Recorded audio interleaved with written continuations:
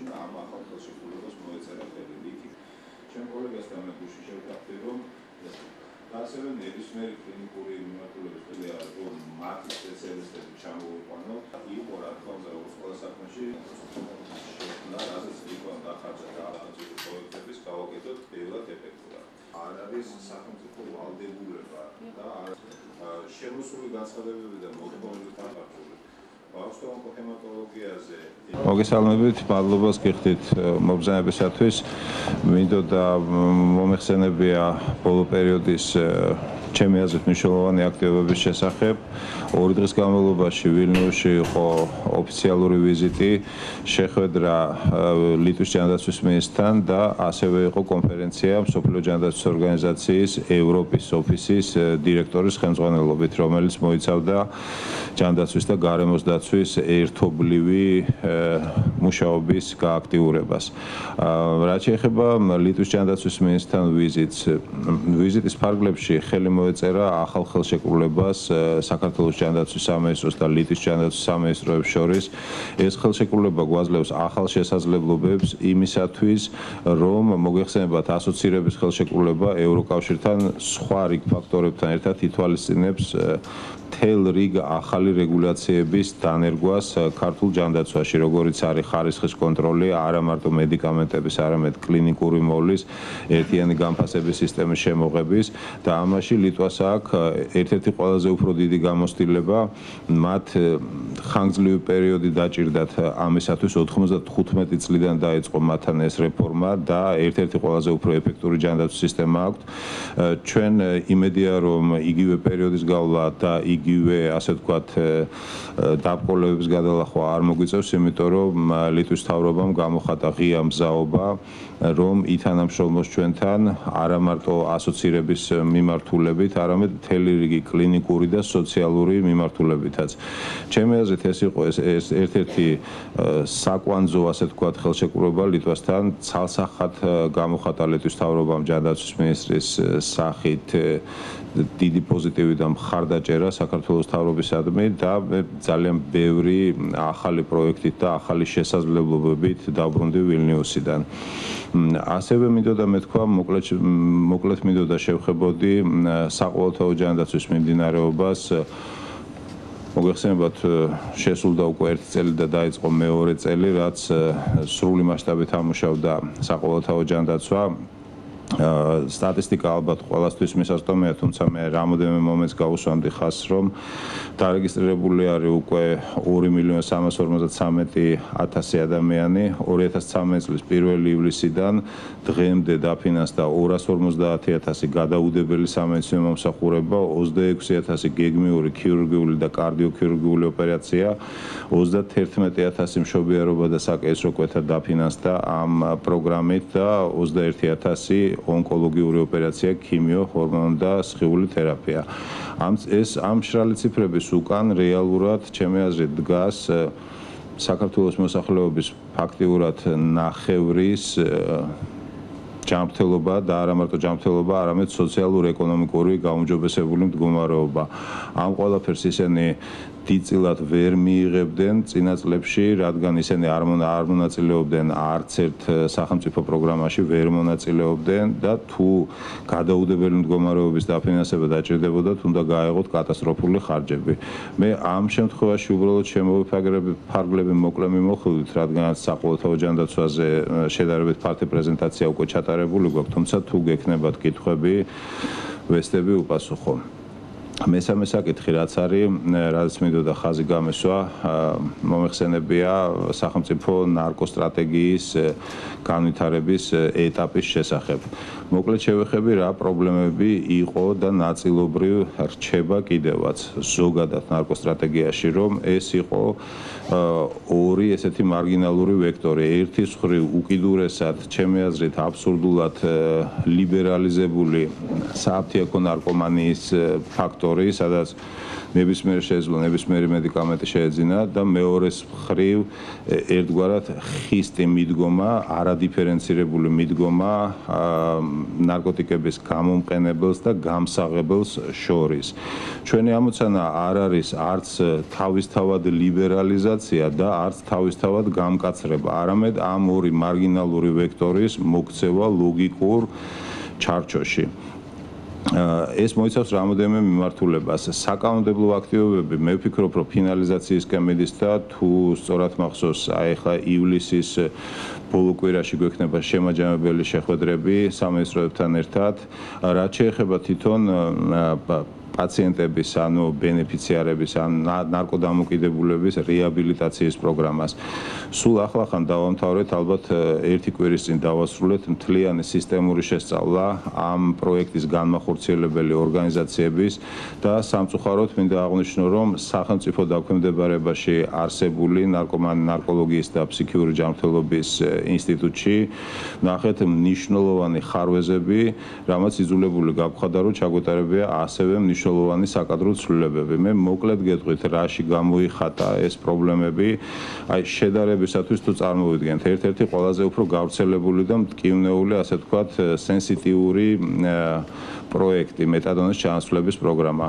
განმახორციელებელი თუ იყო ორი დაწესებულება, ერთი სახელმწიფო დაწესებულება ადმინისტრაციული ხარჯები შეადგენდა 74%, ანუ იმ თანხიდან, რასაც სახელმწიფო იხდიდა ამ ადამიანების ნარკოდამოკიდებულების მეტადონის ჩანაცვლების პროგრამაში ჩართვაში, 74% მიდიოდა ადმინისტრაციულ ხარჯებში. შედარებისათვის მეორე იურიდიული პირი კერძო, რომელიც ზუსტ ანალოგიური იდენტური საქმიანობით იყო დაკავებული, მისი ადმინისტრაციული ხარჯები არის 17% და ამ პროექტში ისინი მოგებასაც ნახულობენ.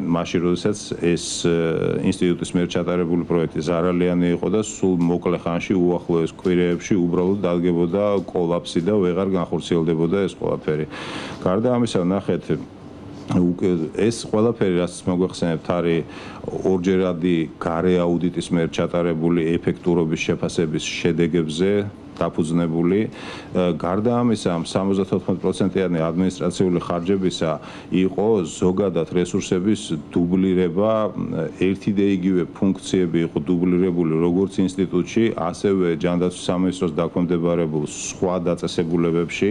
ასე რომ ჩვენ გვქონდა ესეთი მნიშვნელოვანი გადაწყვეტილება მისაღები, რომ აი წლის განმავლობაში ასეულობით ადამიანმა მოგმართა თხოვნით, რომ ჩაგვერთო მეტადონის ჩანაცვლების პროგრამაში, რაზეც წინა პერიოდში სამწუხაროდ უარს ვეუბნებოდით და აი ახლა ბოლო დღეები არის, რაც არც ერთი დაუკმაყოფილებელი განცხადება არ არის. ანუ ამ ცვლილებებით ჩვენ შევძელით იმის გაკეთება, რომ პროექტის ადმინისტრირება გაგვეხადა ეფექტური და დამეწონეთ არც ერთი მსურველი, ვისაც ეს სჭირდება და ვისაც ჩართვის კრიტერიუმის აკმაყოფილებს მეტადონის ჩანაცვლების პროგრამაში არ იქნება პროგრამის გარეთ, ანუ ყველა დაკმაყოფილდება. გარდა ამისა, რაც შეიცვალა, ეს საკადრო ცვლილებები ერთ-ერთი სეგმენტი არის იმ სტრატეგიული ცვლილებების, რასაც ჩვენ ვახორციელებთ. შეიცვალა ის, რომ ბოლო თვეებში თანაგადახდა, ანუ ამ პროექტის ღირებულება შემცირდა მნიშვნელოვნად, ანუ ბევრად შეუდარებლად ნაკლები ფინანსური ტვირთი დააწვათ ამ პროგრამის ბენეფიციარებს. გაიზარდა გეოგრაფიული ხელმისაწვდომობა უახლოეს დღეებში, შეიძლება უახლოეს კვირეებში გაიხსნება რეგიონული ოფისები, სადაც შესაძლებელი იქნება, რომ იგივე პროგრამაში, ჩანაცვლების პროგრამაში ჩაერთონ. ანუ ის ცვლილებები, რაც განხორციელდა ბოლო დღეებში, არის იმ ერთიანი სტრატეგიის ნაწილი, რომლის გაკეთების გარეშეც შეუძლებელი იქნებოდა რაიმე მნიშვნელოვანი ცვლილებების მიღწევა ამ მართლაც მნიშვნელოვან სფეროში. შეიძლება ითქვას ფრონტზე, იმიტომ რომ ესეც სხვა მიმართულებებთან ერთად ერთ-ერთი ყველაზე უფრო მტკივნეული და სენსიტიური საკითხია. ეს იყო სამი ძირითადი პუნქტი, რასაც მე მინდოდა მოკლედ შევხვებოდი, თუმცა თუ იქნება დამატებითი კითხვები ან სხვა საკითხებზე, ვესწრები რომ უპასუხო. დიდი მადლობა. გურიანიუსი. თქვენ ისაუბრეთ კონკრეტულად რეგიონში, სად გაიხსნება, რომელ რეგიონში ეს ოფისები, აი თქვენ საუბრობთ, რომ საკადრო ცვლილებებთან და მეტადონის პროგრამასთან დაკავშირებით, რომელი რეგიონებია ძირითადად? ზუსტ ინფორმაციას მე შემიძლია გითხრა, რომ ინსტიტუტის დირექტორი ახლა სამინისტროში არის ბატონი ლაშაკილაძე და შეიძლება რომ დაზუსტებული ინფორმაცია მოგცეთ ყველა დეტალის მიხედვით. კარდიოლოგიური ინსტიტუტის შენობაში ცხოვრობენ სოციალურად დაუცველები, ხოლო პირველ სართულზე არის კლინიკა კარდიოლოგიური. მაინტერესებს თუ იცნობთ მათ პრობლემებს და რა გეგმები გაქვთ ამ შენობასთან დაკავშირებით და სოციალურად დაუცველ ხალხთან დაკავშირებით. ყოფილი კარდიოლოგიის ინსტიტუტის შენობაში იმყოფება რამოდენიმე სოციალურად დაუცველი ოჯახი. ეს საკითხი გააქტიურდა 2012 წლის 3 ოქტომბერს, როდესაც იქამდე არც ერთი შეჭრის შემთხვევა არ იყო დაფიქსირებული და 2012 წლის 3 ოქტომბრიდან იწყება მასიური შეჭრები თან სელექტიურად სახელმწიფო საკუთრებაში მყოფ შენობებში. ეს ცალკე საკითხი არის, თუმცა მინდოდა რომ შესავლის სახით მე თქვა თქვენთვის, რაც შეეხება ამ კონკრეტულად ამ ადამიანებს. ყველა მათგანზე, უკლებლივ ყველა მათგანზე ჩვენ გვაქვს შესწავლილი დეტალურად მათი სოციალური მდგომარეობა, უფრო მეტიც მათ მიერ გაწერილი, ასე ვთქვათ, თავისი სოციალური ისტორია. ჩემ კაბინეტში არის ესეთი დიდი დოსიე მაქვს ამის შესახებ. მათი ნაწილი, მნიშვნელოვანი ნაწილი მართლაც უსახლკარო არის, თუმცა სამწუხაროდ არის ნაწილი, რომელიც ცდილობს რომ ხელი მოითბას ამ თემებზე, ამ ტალღაზე, ასე ვთქვათ. ეხლა რა გეგმები გვაქვს და როგორ იქცევიან საერთოდ ასეთ შემთხვევაში. სოციალურად დაუცველი ან უსახლკარო ადამიანების ოჯახების დაკმაყოფილება თავშესაფრით არსებული კანონმდებლობით ცალსახად არის ადგილობრივი მმართველობის, თბილისის შემთხვევაში თბილისის მერიის კანონით დაწესებული ვალდებულება. ჩვენ მთელი ამ წლინახევრის განმავლობაში ძალიან სამწუხაროდ ვერც ერთი ქმედითი ნაბიჯი მათგან ვერ დავინახეთ, რომელიც მიმართული იქნებოდა ამ ადამიანების პრობლემების გადაწყვეტისაკენ. შეგახსენებთ მაგალითად, რომ შარშან ზამთარში ჩვენ უბრალოდ იძულებული გავხდით, რომ აგვეღო თავზე ცენტრალურ ხელისუფლებას გულისხმობ ის ფუნქცია, რაც ადგილობრივის არის, კერძოდ უსახლკაროების უზრუნველყოფა დროებით თავშესაფრით და ალბათ გახსოვთ, რომ დღენახევრის განმავლობაში უზრუნველყავით ეს კარვები, სადაც რაღაც მინიმალური პირობები ჰქონდათ. დაუბრუნდეთ ისევ კარდიოლოგიურს. ამ ადამიანებს ჩვენ არავითარ შემთხვევაში არ უკრავთ ხელს და არ გამოვყრით ქუჩაში და ეს საქმით დავადასტურეთ. მიუხედავად იმისა, რომ ძალიან დიდ პრობლემებს უქმნიან ინფექციური დაავადებით დაავადებულ პაციენტებს. უბრალოდ ვერ ვიწყებთ რეკონსტრუქციას იმ შენობისას. მე ძალიან დიდი იმედი მაქვს, ყოველთვის ვერიდები ხოლმე რომ რაღაც პოლიტიკური მუხტი შემოვიტანო ჯანდაცვის დაგეგმარებაში, მაგრამ ცალსახად ხას უსვამ და ვადასტურებ, რომ ძალიან დიდი იმედი მაქვს, რომ მეორე ტურის დასრულების შემდეგ ადგილობრივი მუნიციპალიტეტი ქმედით ნაბიჯებს გადადგამს, შედეგზე ორიენტირებულ ნაბიჯს გადადგამს, ითანამშრომლებს ჩვენთან და ჩვენ შევძლებთ ერთად მოკლე ხანში, რომ ამ ადამიანებს დავეხმაროთ, მივიცეთ თავშესაფარი, ხოლო შენობაში დავიწყოთ რემონტი და განვახორციელოთ კლინიკური აქტივობები. მერიასთან თუ გქონიათ უშუალო კონტაქტი? რა თქმა უნდა, მთელი ამ წლინახევრის განმავლობაში რა თქმა უნდა გქონდა. ბატონო დავით, ხარაგაულის საავადმყოფოსთან დაკავშირებით მინდა გითხოთ, რომელიც არის საკმაოდ ძველი, ასე ვთქვათ, არის იქ მოძველებული ტექნიკა და პერსონალსაც აქვს დაბალი ხელფასი. ისინი ითხოვენ ამ საავადმყოფოს რეაბილიტაციას და ახალი სამედიცინო ტექნიკით აღჭურვას. თუ იგეგმება რაიმე ცვლილება, რეაბილიტაცია, ან თუ არის იმ პროგრამაში, რომელიც გულისხმობს რეგიონებში საავადმყოფოების რეაბილიტაციას? დიახ, აუცილებლად ხარაგაული, ვანი და ჭიათურა ალბათ ყველაზე უფრო გამორჩეულები არიან ამ მხრივ. ხარაგაულში აუცილებლად აშენდება ახალი სამედიცინო დაწესებულება, ახალი ინფრასტრუქტურა და შესაბამისად აღიჭურვება კიდევაც.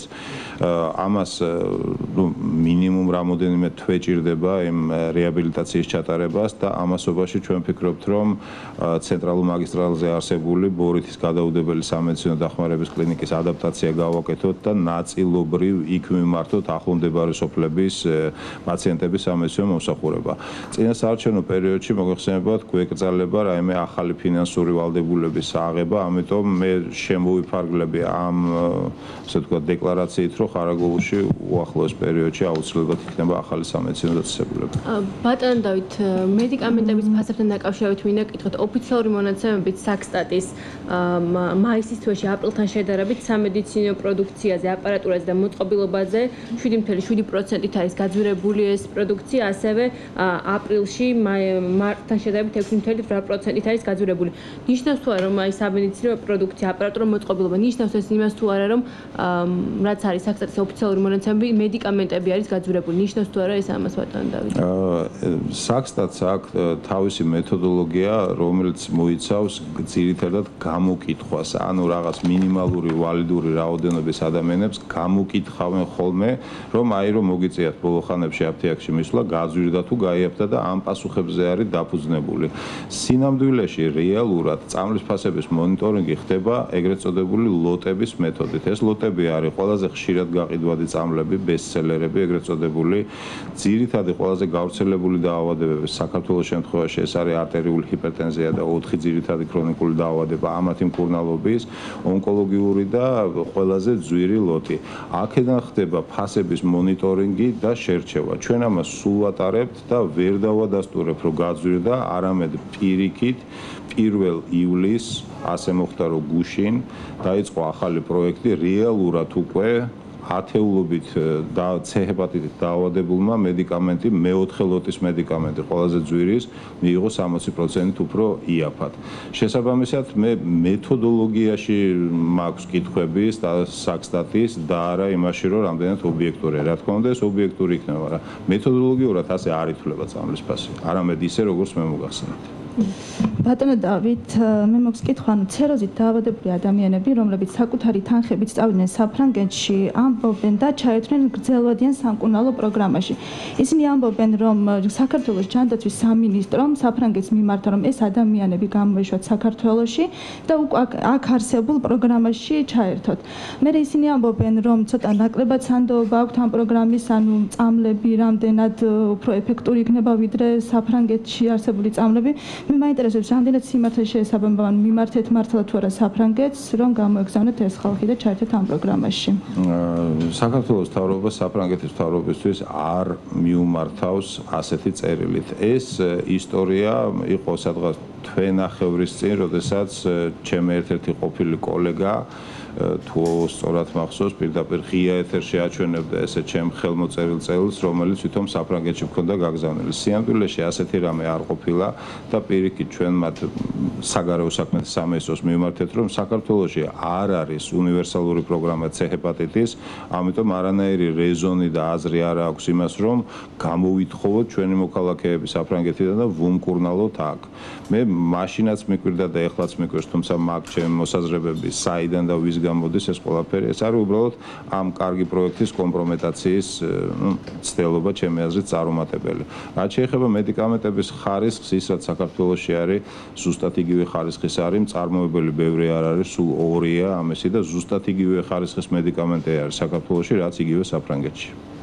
ბატონო დავით, თქვენ აქ უბრალოდ ვერ მოვასწარი კითხვის დახმა საკადრო ცვლილებებზე ისაუბრეთ მეტადონის პროგრამასთან ჩართულ ორგანიზაციასთან დაკავშირებით და რა საკადრო ცვლილებები განხორციელდა, რამდენი ადამიანი გათავსურდა, რა მოხდა კონკრეტულად, რაში გამოიხატა მათი ბრალეულობა. კიდევ მეორე კითხვა მაქვს, მე ადრე თქვენთან მქონდა ინტერვიუ მრავალპროფილურ საავადმყოფოსთან დაკავშირებით, ლანცეტი თუ არ ვწდები, გაიხსნა, მაგრამ მათ ლიცენზია არ აქვთ, როგორც მე ვიცი და აპირებს თუ არა ჯანდაცვის სამინისტრო ტრანსპლანტოლოგიის კუთხით მათთან გასცეს ეს ლიცენზია და იმუშაონ ამოთმა და ასე კითხვა მაქვს, რამდენი რეფერა უნდა დავიმახსოვრ, რომ ჩავიწერ, რომელიც ამორზე გიფასებია. პირველი ის, რომ საკადრო ცვლილებები რას დაიწყო ნარკოლოგიის და ფსიქიური ჯანმრთელობის, ასე ვთქვათ, მიმართულებით დაიწყო რამოდენიმე თვის წინ, თუ სწორად მახსოვს 3 თუ 4 თვის წინ, როდესაც შეიცვალა ძირითადი დაწესებულებების ხელმძღვანელები, ნარკოლოგიის და ფსიქიური ჯანმრთელობის ინსტიტუტის დირექტორი და ასევე ნარკოლოგიის და ფსიქიური ჯანმრთელობის პოლიტიკის გამსაზღვრელი სიფის დირექტორი. ეს ორივე ცვლილება მოხდა. ამის მერე ორივეგან დაიწყო გარე აუდიტით შესწავლა და ამ გარე აუდიტის ამოცანა ჩვენ რაც დაუსახეთ, იყო არა მხოლოდ ფინანსური ანგარიშგებები, არამედ მუშაობის ეფექტურობის შეფასება. რამდენად ეფექტური ადმინისტრირება ხდებოდა. ჩვენ ეს დასკვნა მივიღეთ 10 დღის წინ, ნაწილი თანამშრომლების ამას არ დაეთანხმა, ამიტომ ჩატარდა განმეორებითი აუდიტი, რომელმაც იგივე შედეგები დაადასტურა და აღმოჩნდა, რომ აქ ბრალეულობაზე ჯანდაცვის მინისტრი ვერ ელაპარაკებს და აქ ბრალეულობა რეალურად იმდენად არ არის, რამდენადაც არაეფექტური მართვა და მენეჯმენტი.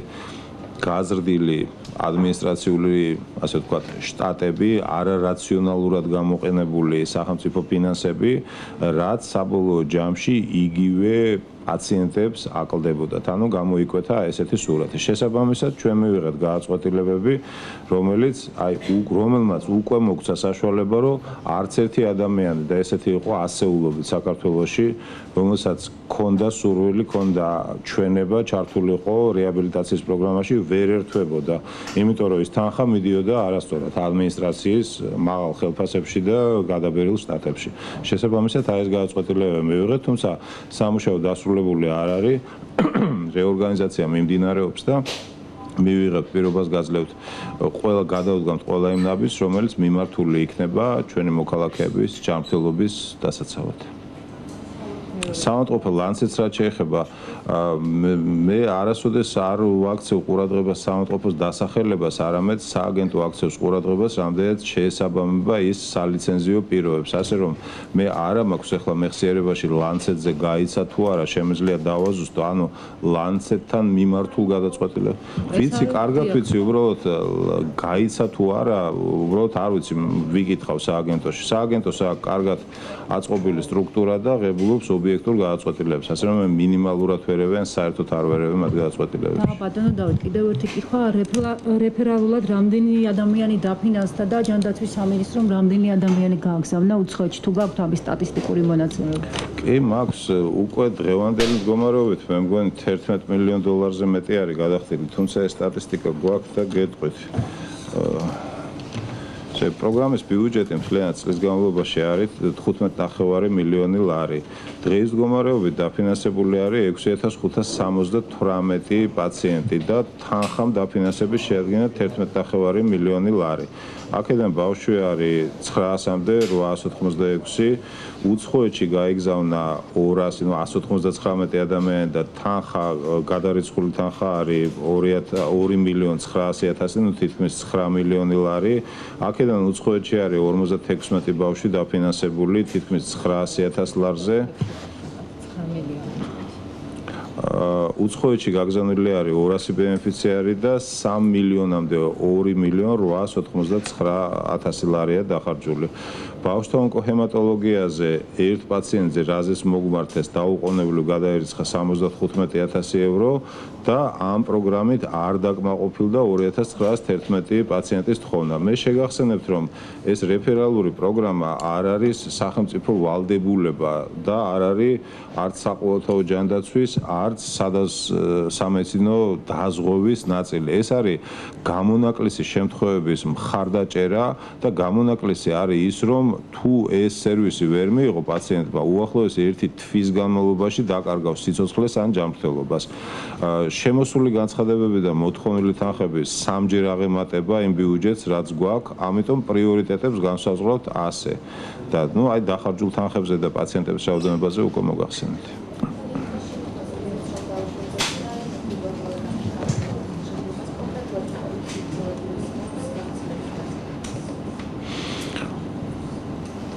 ამ შემთხვევაში ჩვენი საუბარი შეეხებოდა ძირითადად ჯანდაცვას, იმიტომ რომ ლიტვაში სამთავრობო სტრუქტურა არის სოციალური მიმართულება სხვა სამინისტრო კურირებს. ეს იყო შემდეგი პირველი მართველი სააგენტოს ფონდის შექმნა, რაზეც ლიტვამ დახარჯა დაახლოებით 10 წელიწადი და ეს ფონდი ახლა ძალიან კარგად მუშაობს, მარტო 2 წელი საპარლამენტო დებატებს მოუნდენ და იყო რა თქმა უნდა როგორც ყველა საქმეში შესწომები და გამოსწორებები. ისინი აბსოლუტურად ღია არიან იმაში, რომ ეს გზა გაგვიზიარონ და უკვე 10 წელი კი აღარ დაგჭირდება, რამოდენიმე თვე იმაში, რომ ეს ადმინისტრირება სახელმწიფო პროექტების გავაკეთოთ ბევრად ეფექტურად. პოლიტიკური გადაწყვეტილებები მათ თავისი გამოცდილებით აი ამ 20 წლიანი გარდამავალი პერიოდით დაამტკიცეს, რომ ის გზა, რომელიც ჩვენ ახლა ავერჩიეთ, რომ სახელმწიფო ფული უნდა მართოს სახელმწიფომ, იმიტომ რომ ადმინისტრირების ხარჯები არის მინიმალური, სწორია და ისინი ზუსტად ანალოგიურად იქცევიან. შემდეგი ეს არის კადრების გაცვლა, ანუ შეგვიძლია რომ მათი სპეციალისტები ჩამოვიყვანოთ, აქ ეს კლინიკურ სპეციალობებს ნაკლებად ეხება, მე ვთხოვე რომ ჰოსპიტალის მენეჯმენტი და საექნო საქმის სპეციალისტები მოგვაშველონ და ასევე ნებისმიერი კლინიკური მიმართულების სპეციალისტი შეგვიძლია გავაგზავნოთ ლიტვაში და ისინი დაგვეხმარებიან მათ გადამზადებაში. ძირითადი მიმართულებები არის ეს, თუმცა არ შემოიფარგლება მხოლოდ ამით. ჩემ კოლეგასთან მე გუშინ შევთანხმდი, რომ სამუშაო ჯგუფის ფორმატში გავაკეთებთ ალგორითმს, ესეთ მოდულარულ პროექტს და უკვე დეტალიზაციას გავწერთ და მე ვფიქრობ, რომ უამრავ ახალ შესაძლებლობას მოგცემს, რომ მათი განვლილი გზა გავიაროთ ძალიან მოკლე დროში. და ასევე ეს არის რეგულაციები. ლიტვის ჯანდაცვის მინისტრი თავის დროზე, როდესაც ლიტვამ ხელი მოაწერა ასოცირების ხელშეკრულებას, იყო იმ ჯგუფის ხელმძღვანელი, რომელიც მუშაობდა ასოცირების დოკუმენტებზე.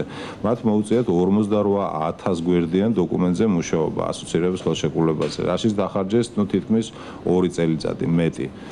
აი ამ გამოცდილებას რა ჩვენ უკვე ვალდებულები ვართ, ისინი მოგვაწვია, რომ ჩვენ ბევრად ეფექტურად შევძლოთ, ანუ ერთხელ მათ მიერ გავლილი გზა და შეცდომები გამოვიყენოთ ძალიან ეფექტურად და აი აბსოლუტურად ღია არიან ამ გამოცდილების გაზიარებაში. ბატონო დავით, თქვენ ახსენეთ, რომ ახალი პროექტები შეიძლება დაიწყოს, ან დაიწყება უფრო სწორად. რას შეეხება ეს? ახალი რა დაიწყება? ახალი პროექტები ახსენეთ, ანუ პირველ ნაწილში, როდესაც ლიტვის ვიზიტი შეაჭამეთ, ასე ვთქვათ, რა პროექტებზე არის საუბარი? ლიტვის მთავრობასთან ხელშეკრულება არსებობდა 90-იან წლებიდან დაწყებული, ლიტვა ყოველთვის მეგობრული ქვეყანა იყო, თუმცა მათ ჰქონდათ ინიციატივა 2 წლის წინ წარმოადგინეს ახალი ტიპის ხელშეკრულება, რომელიც ბევრად მოქნილი, კონკრეტული იყო და აი ამ 2 წლის განმავლობაში ანალიზი გავიარეთ და გუშინ ამ ახალ ხელშეკრულებას მოეწერა ხელი, რითი განსხვავდება. ძველ ხელშეკრულებაში არ ნაკლებად იყო გათვალისწინებული ევროკავშირთან ასოცირება და რეგულაციები, ნაკლებად იყო გათვალისწინებული მათი გამოცდილების გაზიარება ჯანდაცვის სისტემის დაგეგმარებაში. ლიტვის ეხლანდელი ჯანდაცვის მინისტრის მოადგილე, მაშინ მინისტრი იყო საქართველოს მთავრობის კონსულტანტი და სხვა შორის არ ემხრობოდა იმ მოდელს, რომელიც ჩვენ დაგვხვდა აქ ტოტალურ გასხვისებას. მათი პოლიტიკა საერთოდ სხვა არის. ანუ აი ამ ახალში არა მარტო ამ, არამედ უამრავ სხვა შესაძლებლობას იძლევა ეს ხელშეკრულება. და მთავარი არის ეს არის პოზიციის დაფიქსირება ლიტვის მთავრობის ღია მხარდაჭერა საქართველოს მთავრობისადმი.